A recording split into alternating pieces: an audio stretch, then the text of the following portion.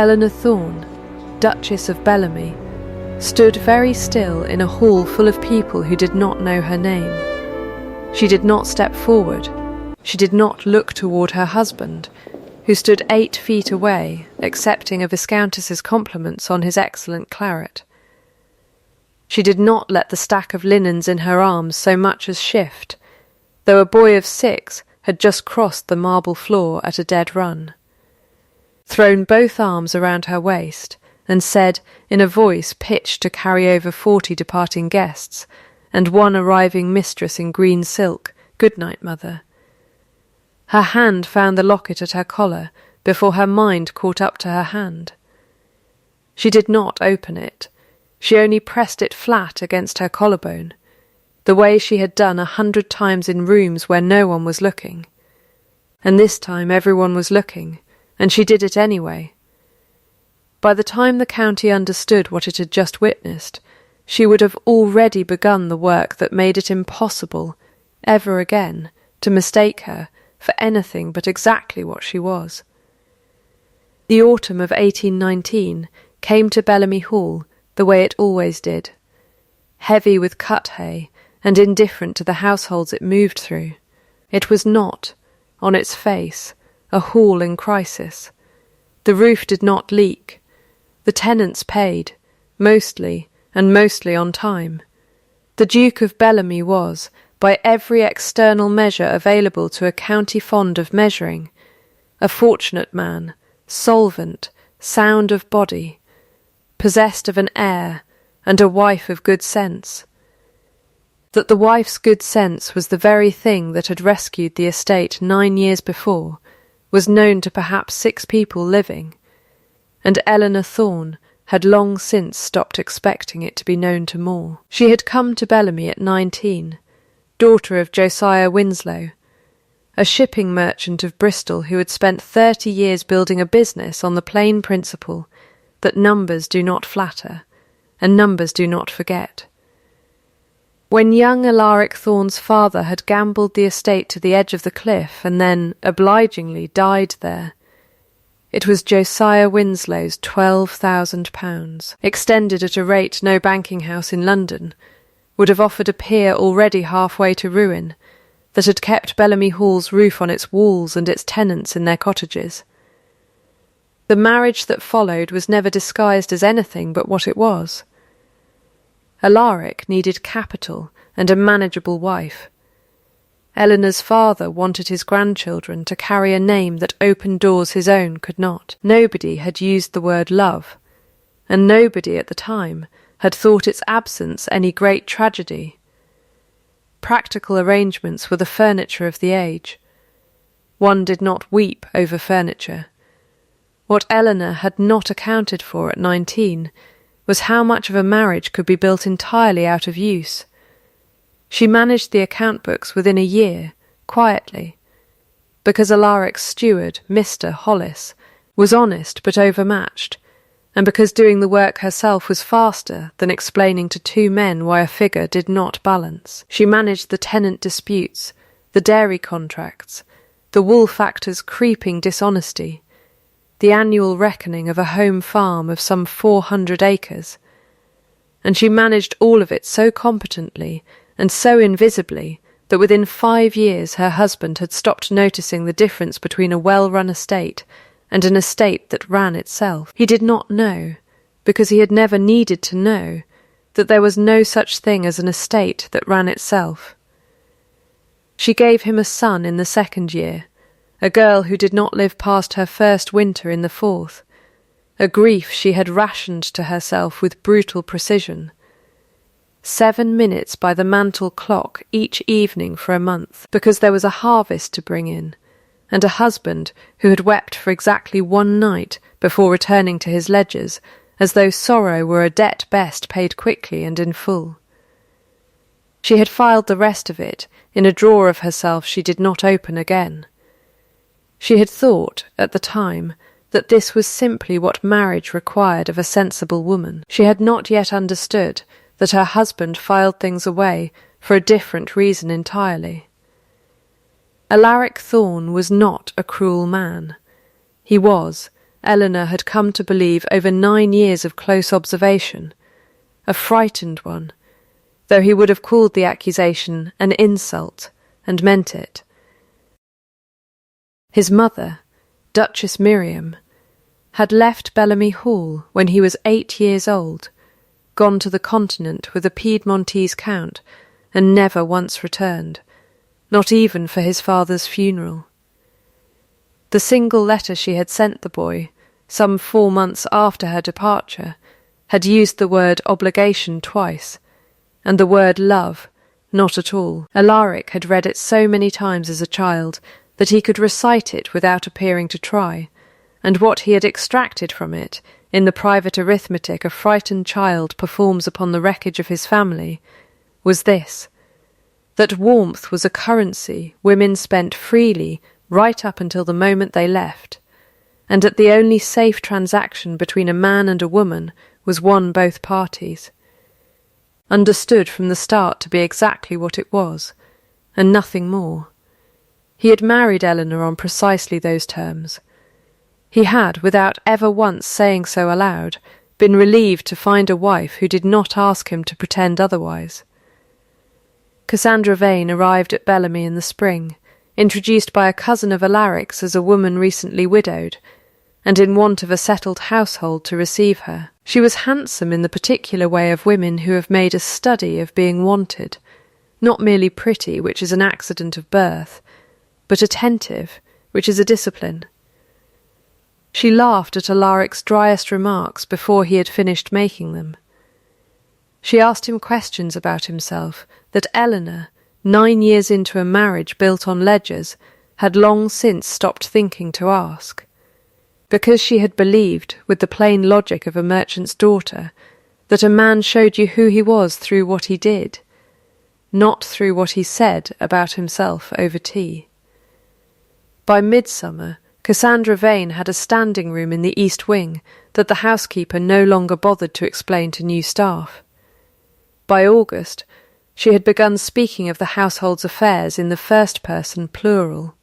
Eleanor watched this happen the way a farmer watches weather come in from the west, not with surprise, since the signs had been visible for weeks, but with a settling of the stomach that she did not name aloud to anyone, not even to Lady Prudence Fenwick, her husband's blunt and long-widowed aunt, who occupied the dower house and missed remarkably little of what passed at the Hall. "You'll let it go on," Prudence said to her once, over a tea neither of them drank, "because you think making a fuss beneath you." "I think making a fuss beneath the facts," Eleanor said.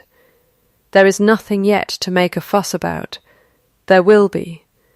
Then I shall make my fuss when there is something to point at," Eleanor said, "and not before. A complaint with nothing in its hand is just noise. Aunt, I have never had much use for noise." It was, she would later understand, both the wisest and the costliest sentence she said that year. The harvest ball at Bellamy Hall was, by long tradition, the one evening the county's better families and its working families occupied the same rooms, if not the same hours, tenants and tradesmen through the early supper, gentry arriving as the candles were trimmed for dancing. Eleanor had overseen the preparations herself, as she always did, moving between the kitchens and the wine cellar and the linen presses in a plain grey wool gown entirely unsuited to a duchess, and entirely suited to the work of running a house for 400 guests, because she had long ago decided that being correctly dressed and being correctly useful were not, on the night itself, compatible ambitions, and she knew which one the house actually required of her. It was in that grey wool, with an inventory ledger still tucked under one arm, that a footman new to the position and unbriefed on the family's faces asked her, quite civilly, to see the Ashfords' cloaks up to the blue room. She did it. It cost her nothing to do it, or so she told herself as she carried 2 cloaks up 2 flights of stairs in her own house, while her husband, below, was rising to give a toast. She came back down in time to hear the end of it. "And so it is only right," Alaric was saying, one hand at Cassandra Vane's elbow, his voice pitched for the room, warm with wine, and something that might, from a distance, have passed for happiness, that this house learn to think of Mrs. Vane as more than a guest. Theodore. He beckoned, and the boy came, small and solemn in his good blue coat, already half asleep on his feet from an evening kept past his hour. "You will call Lady Vane mother from this evening forward. She has been very good to you. It is time we said so plainly, before our friends." There was a pause of the kind that a room produces when it has decided, collectively and instantly, that it has heard something it will discuss for a fortnight, and admit to discussing never. Cassandra Vane's smile did not move, which was its own kind of confession. Teddy looked from his father's face to the woman's, and said nothing at all, which anyone who knew the boy would have recognised as the loudest possible answer. He was led away by the new governess before the toast was even finished being drunk. Eleanor, from the doorway, watched him go, and said nothing either, because there was nothing yet to point at, and she had never had much use for noise. It was perhaps 40 minutes later, in the crowded front hall, cloaks and calling cards and departing carriages, that Teddy came pelting back down the great stair in his nightshirt, having slipped his nurse entirely, and threw himself against the first steady, familiar, grey-clad figure he found, his mother, mistaken all evening by half the room for someone whose only claim on the house was her willingness to carry its cloaks, and said, clearly, into the fabric of her skirts, "Good night, mother," before the nurse, mortified, swept him back up the stairs. Cassandra Vane, coming down those same stairs in green silk, stopped as though she had walked into glass. Alaric Thorne, 3 feet away, turned his head slowly, the way a man turns toward a sound he has been specifically told all evening not to expect. Eleanor did not weep. She did not raise her voice. She did not, though her whole chest had gone tight and strange, look at her husband to see what his face was doing. She set the linens she still carried onto the hall table, squared the corners with both hands, and said to the footman nearest her, in a voice of perfect and terrible calm, "The Ashfords will want their carriage brought round. See to it." Then she went up the back stair, alone, to the small linen room off the nursery wing that had once been her mother-in-law's sewing closet, and she permitted herself exactly 7 minutes by her father's old pocket-watch to feel whatever she was going to feel about it. She spent those 7 minutes with both hands flat on a shelf of folded sheets, breathing, and she counted them out, and at the end of the 7th minute she put the watch away, and did not take it out again that night.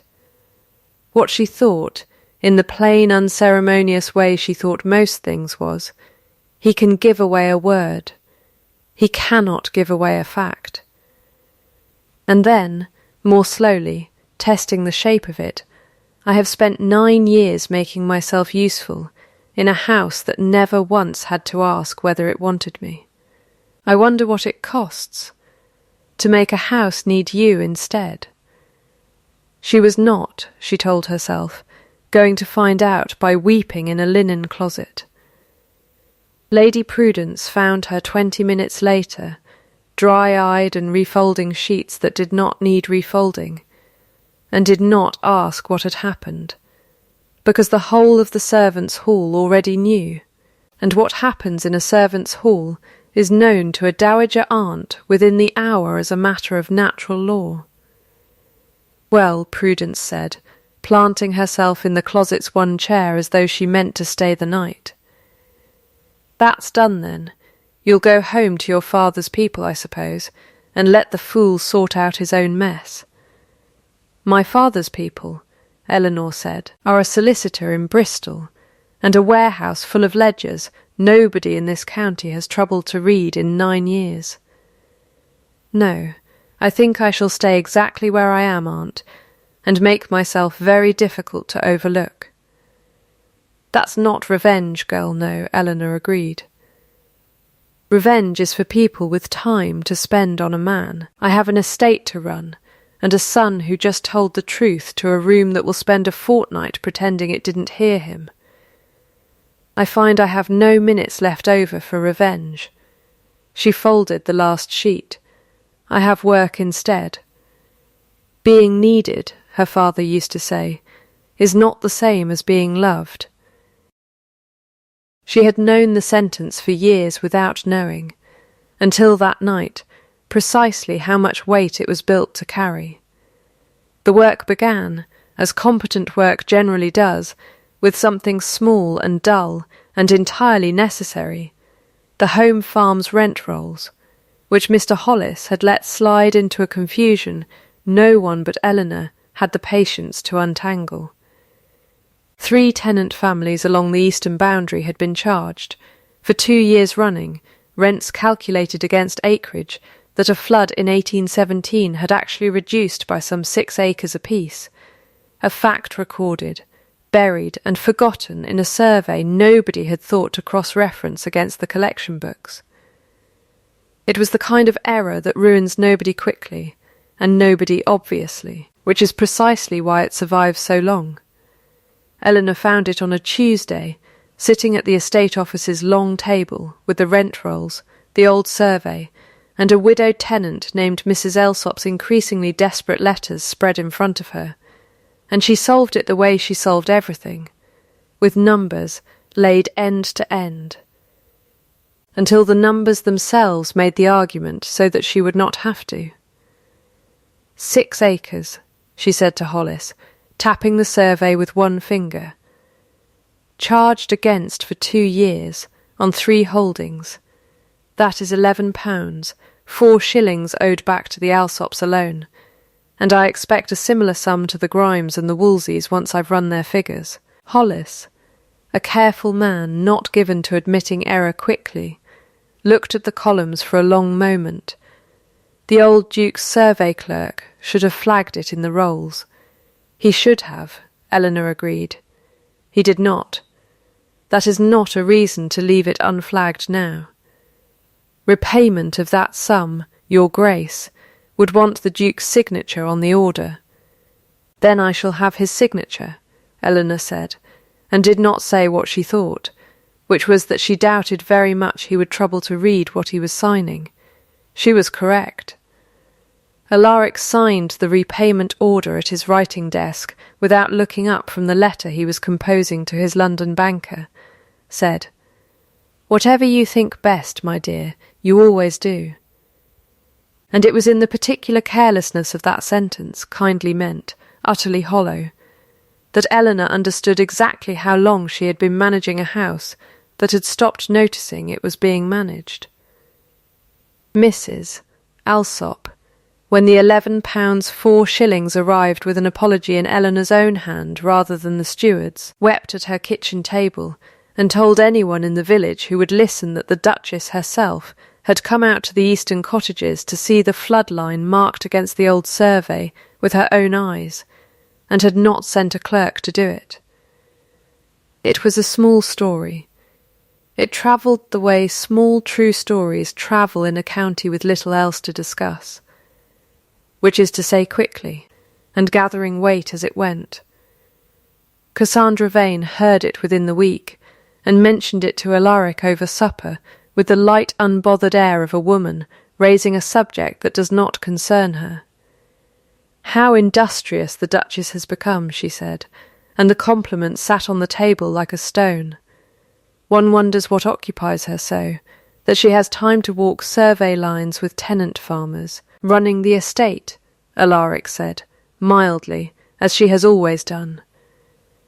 "Of course," said Cassandra, and smiled, and changed the subject to the shipment of French wallpaper she hoped might suit the blue drawing-room, and it was 3 sentences later, apropos of nothing at all, that she observed, lightly, as one might mention the weather, that she had lately heard some talk in town of an old irregularity in the Winslow loan papers, some question of whether the sum advanced in 1811 had truly matched the sum recorded. Merchants' books are not always what they claim, of course, she said. One so rarely checks. Alaric did not answer that at all, which was itself an answer, and it was the first small stone laid in a wall Cassandra Vane had been building, patiently, for months. It was 3 weeks later, watching his wife stand calm and unhurried before a magistrate's clerk over a boundary dispute with the neighbouring Fitchett estate, presenting a survey, a set of dated letters, and a running account of grazing rights so complete and so plainly stated that the clerk ruled inside 20 minutes, that Alaric Thorne noticed. For what he would later admit was perhaps the first time in 9 years that his wife's hands did not shake when she spoke, that her voice did not rise, that she built her arguments the way a mason builds a wall, one fitted stone at a time, and that watching her do it produced in him a feeling he did not have ready language for, because he had spent so long filing such feelings away that he had lost the drawer they belonged in. It was not love, not yet. It was the particular unease of a man discovering an inventory error in his own understanding of his own house. He said nothing of it to her. He only that evening sat a little longer than usual over his brandy, and did not ask Cassandra Vane to join him. 2 nights later, restless and unable to account for his own restlessness, Alaric went looking for his son, and found the nursery empty of the boy, but not of a memory. A letter, 4 months old and red to rags, tucked at the back of a drawer he had not opened since he was 8 years old, and had moved rooms for the last time in his father's house. "I have discharged my obligation to you as fully as I am able," his mother had written, in a hand he still recognised in his sleep. "You will want for nothing that money can supply, and I trust that will content you, for it is what I have to give." He had built an entire adult life on the theory that this was simply what women gave, in the end, obligation, dressed carefully, and then gone. He had chosen a wife who offered exactly that, and had been for years satisfied with the honesty of the bargain. He had chosen a mistress who offered warmth instead, and had never once asked himself why the warmth cost him nothing, and committed him to nothing either, which is precisely the kind of warmth a frightened man selects on purpose. He did not tell Eleanor any of this that week. He told Lady Prudence, half by accident, over a chess game he was losing badly, and Prudence, who had buried 1 husband and outlived 2 brothers, and had very little patience left for men who mistook confession for change, told him only, "You have been telling that boy his whole life that love is the thing that leaves." No wonder he ran to the one person in this house who never has. Alaric did not answer that either. He only moved a piece he had not meant to move, and lost his bishop, and sat looking at the board for a long time after Prudence had gone to bed. The county, in the meantime, had begun to do what counties do, recalibrate, quietly, at teas and in church pews and over the counters of shops. The value assigned to a woman it had spent 9 years failing to properly look at. It was said, at the Michaelmas fair, that the Duchess of Bellamy had settled the Fitchett boundary in 20 minutes what 2 solicitors had failed to settle in 2 years. It was said, more quietly, that a boy who could not yet reliably tie his own bootlaces had known, better than a room full of adults, exactly which woman in that house was his mother. Gossip moved through the county the way water moves downhill, finding every low place first, and there is no lower place in a small society than a man's private arrangements laid bare in his own front hall. Cassandra Vane felt the water moving against her before she could have named the current, and did what a woman who has built her position on paper always does when the paper beneath her begins to slide. She reached for more paper to shore it up. It was in late October, with the wound line still hanging unaddressed between them and the county's opinion tilting by the week, that Cassandra produced, over a family supper meant to be a small reconciliation, a note, she said, had come to her through a Bristol acquaintance, a document purporting to show that Josiah Winslow's original loan to the Bellamy estate had been advanced not at £12,000, but at 9, the difference recorded fraudulently to inflate Eleanor's family's claim upon the marriage, and by extension upon the house. "I only think it right you should know," Cassandra said, setting it beside Alaric's plate with the particular gentleness of someone laying down a very sharp knife before matters go further in her favour. One would not wish the estate's own history misremembered. Alaric read it twice. Eleanor, across the table, did not reach for it at all. "May I see it?" she said. It was not, in the way she said it, a request. She read the note in silence, turned it once toward the candle to look at the ink, and set it down with the same terrible gentleness Cassandra had used to produce it. "This is not my father's hand," she said. "And this seal is his solicitor's seal from after 1814. My father's loan was concluded in 1811. Whoever wrote this either does not know my father died in 1815, or hoped nobody at this table would remember it."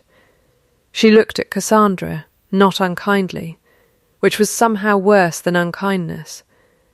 "Where did your Bristol acquaintance say he came by it? I could not possibly ask him to compromise a confidence," Cassandra said. "No," Eleanor said. "I imagine you could not." A pause, and then, mildly, "I shall want to see my father's original books before I say anything further. They are with his old clerk, in Bristol, where they have always been.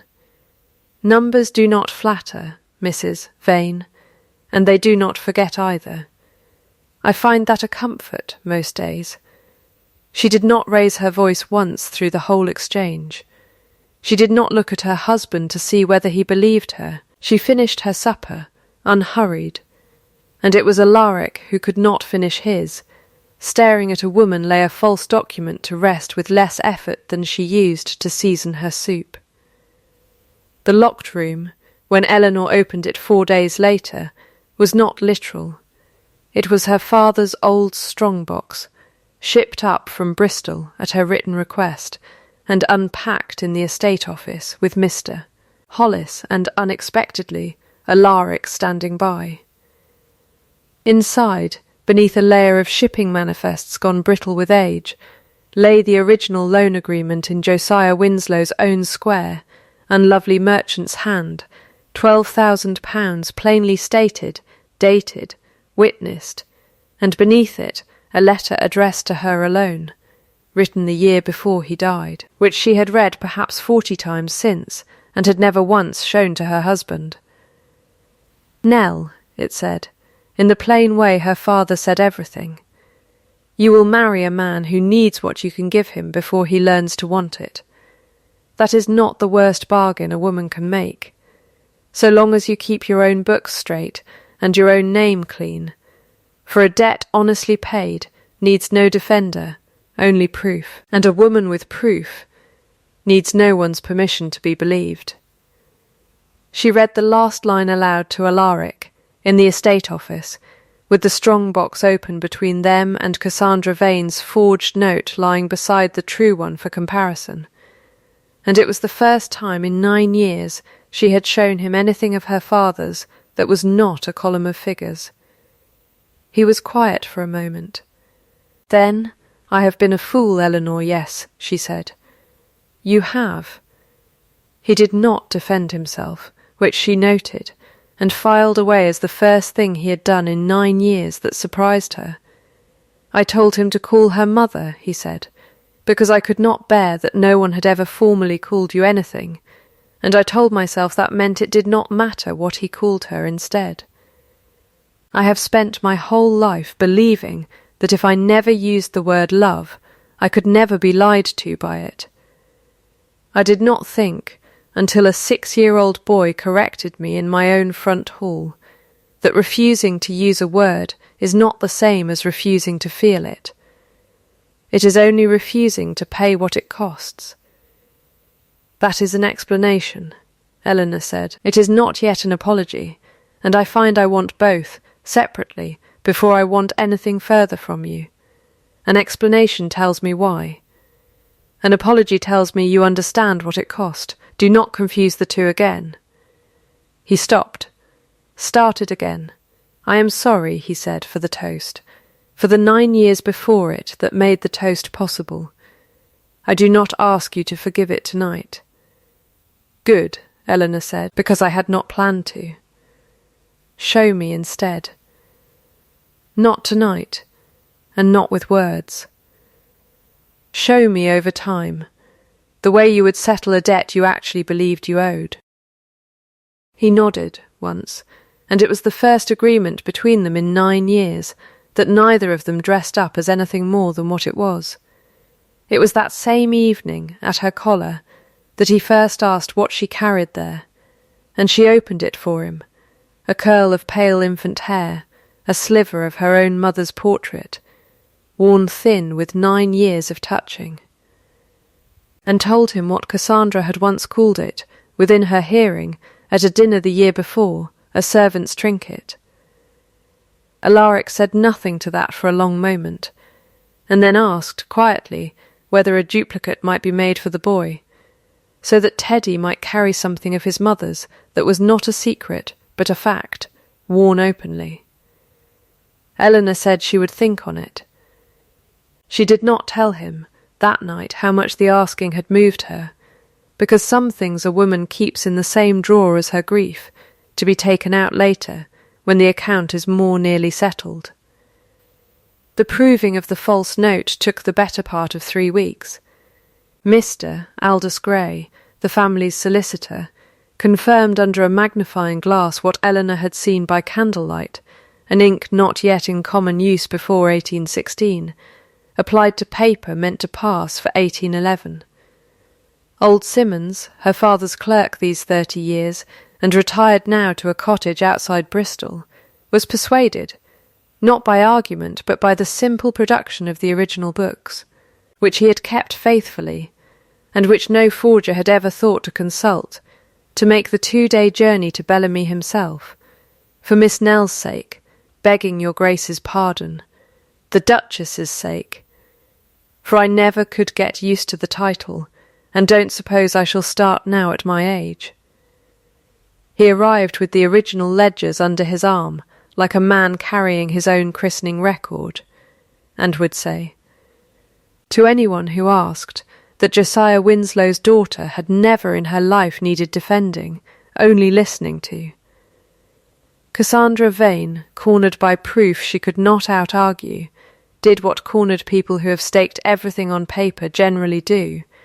She reached for one card left in her hand, and played it badly.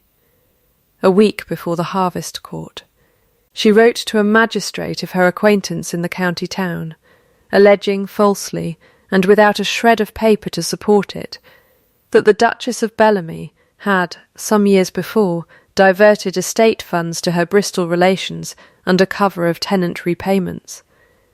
It was a clumsy accusation, built on nothing but Eleanor's own honest habit of paying tenants promptly and in cash.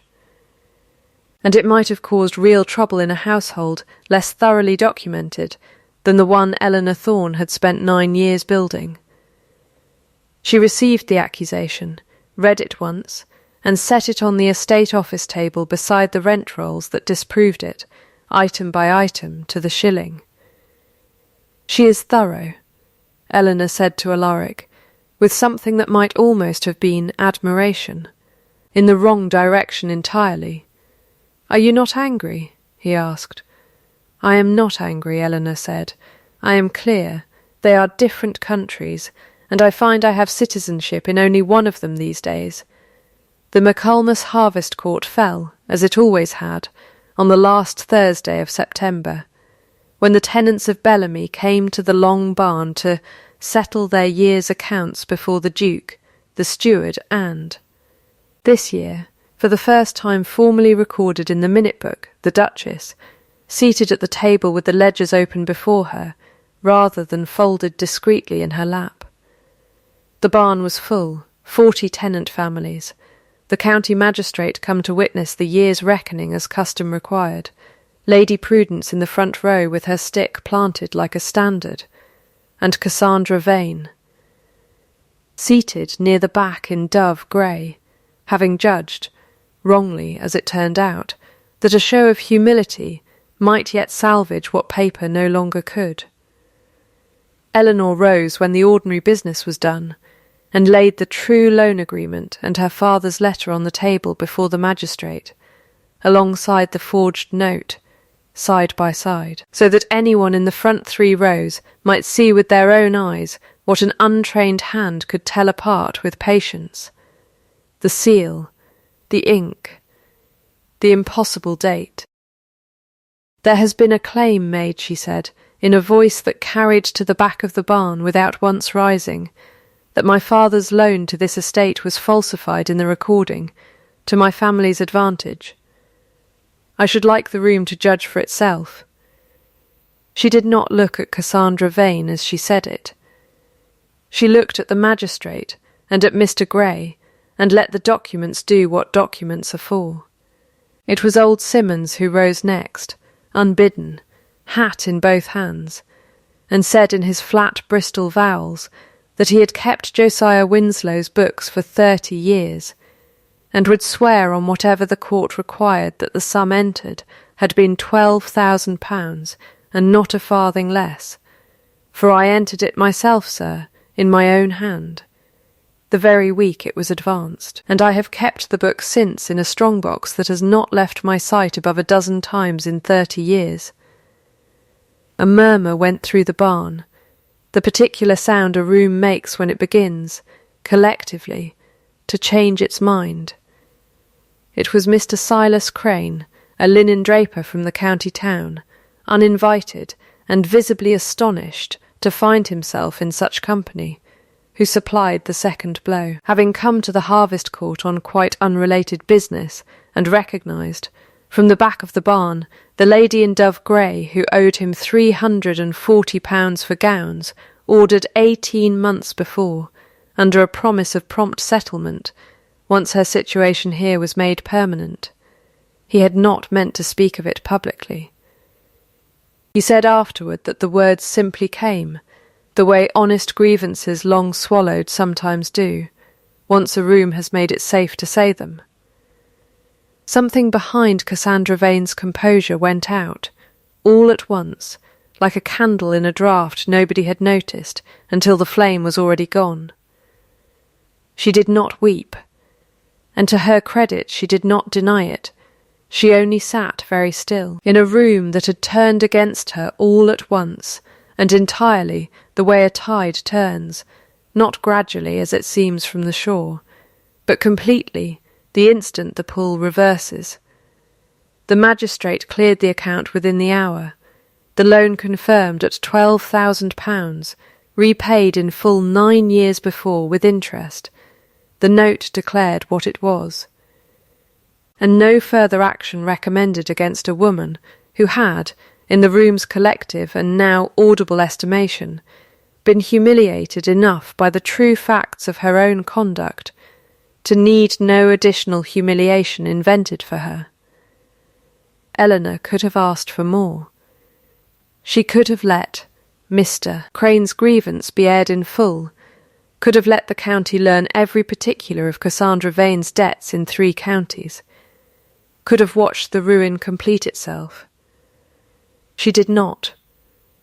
"I will not press the matter of Mr. Crane's account," she said instead, to the magistrate, "beyond seeing it settled from the estate, which I will arrange myself, and deduct from whatever is owed Mrs. Vane on her departure. I have no wish to make a spectacle of a woman's debts before her neighbours. It will cost me something, I think, to forgo the satisfaction of watching her answer for all of it in full public view. I find I can spare that. She looked at Cassandra directly for the first time that morning. You will have a fortnight to remove your things, and a settlement sufficient to begin again somewhere your history is not yet known. That is more mercy than your note offered me. I trust you will not require it explained twice. Cassandra Vane left the barn without a word, which was, everyone agreed afterward, the wisest thing she did that day. It was Alaric who spoke last, rising before the room had fully settled, and it was he who, without quite planning the words, answered the toast he had given a month before. In the same breath he undid it. No one in this house need ever again be told whom to call mother, he said. My son knew it before I did. It is I who needed telling, and I am obliged to him and to my wife for teaching me so plainly, and at such cost to her, what I ought to have known from the first. The barn was very quiet. Then Lady Prudence, from the front row, said, Well, about time, and the room, released, laughed the particular relieved laugh of people who have watched a long overdue reckoning finally land. That evening, at the hall, Alaric gave his full accounting at last, not the explanation of the estate office, which had told her why, but the apology she had asked him to earn separately, which told her he understood the cost. He spoke of his mother's letter, read to Rags, and of 9 years spent mistaking the absence of demands for the presence of safety. I built a whole life, he said, on the theory that if I never asked to be loved, I could never be told I wasn't. I made you carry the weight of a marriage I refused to call one, and I let a woman who asked for nothing real from me stand nearer the fire than the woman who had been keeping it lit the entire time. Eleanor listened without interrupting, and when he had finished, she named her terms as plainly as she had once named a rent-error. My name is used in this house from this day, not my title alone, and not my dear in place of it. My authority over the household stands beside yours, not beneath it, and is known to stand there, to the staff, to the county, to Teddy. Mrs. Alsop and every tenant shorted by that survey error are to be the first paid always, before any London bill of yours. Nan and the under-housemaids who covered my absences at balls I was too busy to properly dress for will have their wages raised and their extra service acknowledged in writing. And I will not be managed back into gratitude, Alaric. I did not do any of this to be thanked. I did it to be seen. Those are not the same request, and I will not accept the first in place of the second. All right, he said. All right, then, she said, and something in the room's long-held breath went out of it at last. It was Lady Prudence, 2 days later, who delivered the one apology the household most needed to hear, cornering Eleanor in the still-room with the particular directness of a woman who did not believe in wasting either of their time. I told you once to endure it quietly for the boy's sake, Prudence said. I was wrong, and worse than wrong, for I have watched enough marriages in my life to have known better than to counsel a clever woman towards silence. Silence serves the man who benefits from it. I should have told you to point at the fact the moment you had one in your hand, and not a week later. You did tell me something useful, Eleanor said. You told me it would come. I only had to wait to see what shape it took. That is generous of you. It is accurate, Eleanor said. I have found the two are not always the same thing, but they were this time. The weeks that followed were not dramatic, which Eleanor had expected and rather welcomed. having had drama enough for one autumn. Alaric moved his chair at breakfast from the head of the table, distant and formal, to the place beside hers, and began asking, without prompting, what the rent rolls showed that quarter, and listening to the answer as though it mattered to him beyond its usefulness. He brought the tenant accounts to her before signing them rather than after. He asked Teddy, most evenings now, to tell them both a story rather than one or the other, and learned, slowly and without complaint, to say our son instead of the heir, which cost him more than it might have cost another man, and which Eleanor noticed every single time.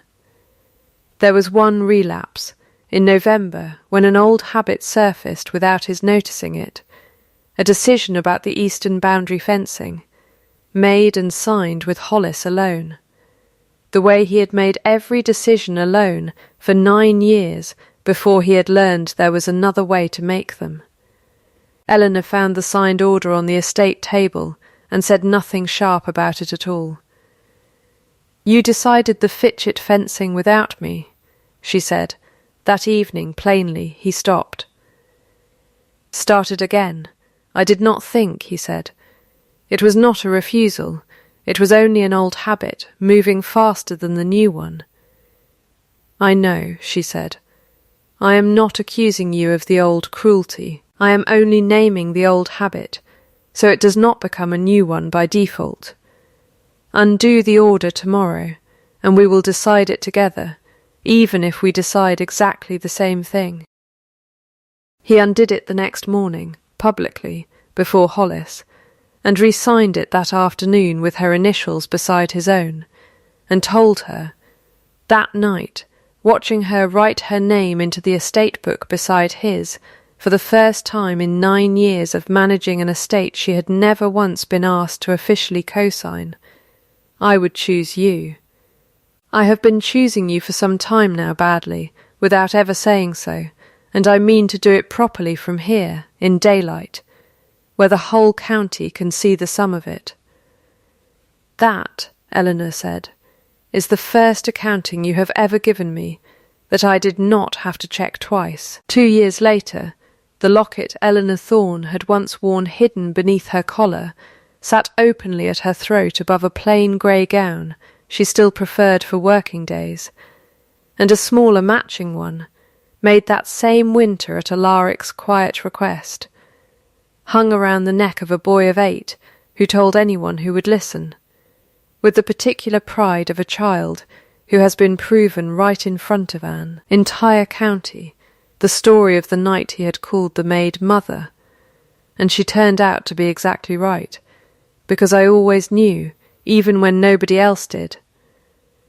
Cassandra Vane had gone, by last report, to a market town 2 counties distant, where she kept a small and by all accounts respectable millinery, her debts to Mr. Crane and others settled in full from the estate's own accounts as Eleanor had promised, her name spoken of in the county now and then without heat, the way one speaks of weather long since passed through. She had been given, in the end, more mercy than her forged note had ever offered anyone, which was, Eleanor thought, precisely the point of dispensing it from a position of strength rather than a position of need. The eastern cottages had new roofs, paid for out of shipping profits Eleanor had revived through her father's old Bristol contacts, and a small schoolhouse stood now at the crossroads bearing, at Alaric's insistence over Eleanor's mild protest, the name the Winslow School, where tenant children learned their letters and their sums from a schoolmistress paid, like every servant on the estate, from a wage list posted openly in the steward's office each quarter for any tenant to examine, a practice Eleanor had begun the autumn of the harvest court and never once discontinued. There was a second child now, a girl, not yet 2, who slept in the old nursery where a locked strong-box had once given up a dead man's proof, and Bellamy Hall itself, guests remarked, seemed a different house than the one they remembered from before. Not larger, not grander, but somehow easier to breathe in, the way a room breathes easier once the people inside it have stopped holding something back from each other. She had stopped asking to be seen. She had made herself impossible to unsee, not because the county had finally noticed her, but because she had stopped needing it to. Not because a title had been restored to her, but because a fact had been proven, on paper and in a boy's unbidden voice, and a proven fact does not require restoring. It only requires, at last, to be read aloud. She had learned, the long way, that being needed is not the same as being loved, and that a house, like a ledger, tells the truth eventually to anyone patient enough to keep honest books and wait. And that, in the end, was not a thing that could be taken from her twice.